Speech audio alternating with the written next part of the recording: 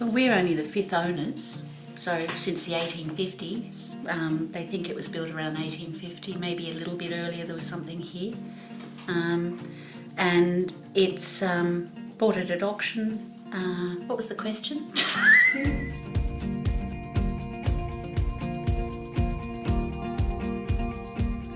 It's historic, it's unique in an area that's beautiful. My only experience of auctions leading up to that was just things like house and contents auctions. I found it online first on one of those real estate websites, and I just took lots of photos, showed them to Chris and said, what do you think of that? And he said, oh, it's just cosmetic, not major structural. Before the auction actually happened, I was getting a bit nervous. I had a guide from the agent as to how much they thought it was going to go for.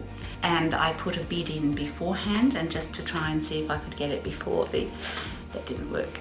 So they said, no, let's just take it to auction. So we registered and I had number one, which I thought was a great sign because no one else had obviously registered before that. And then it was just sweating to see how many would register, and no one did.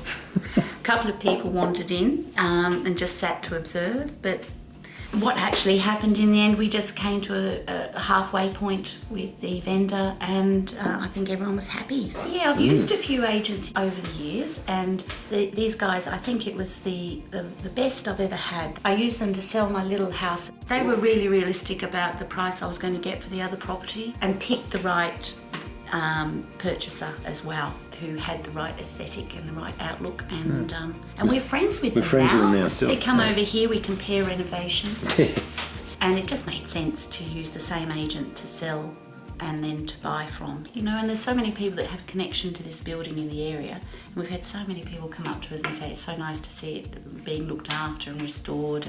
But it's just gonna take a little bit of time.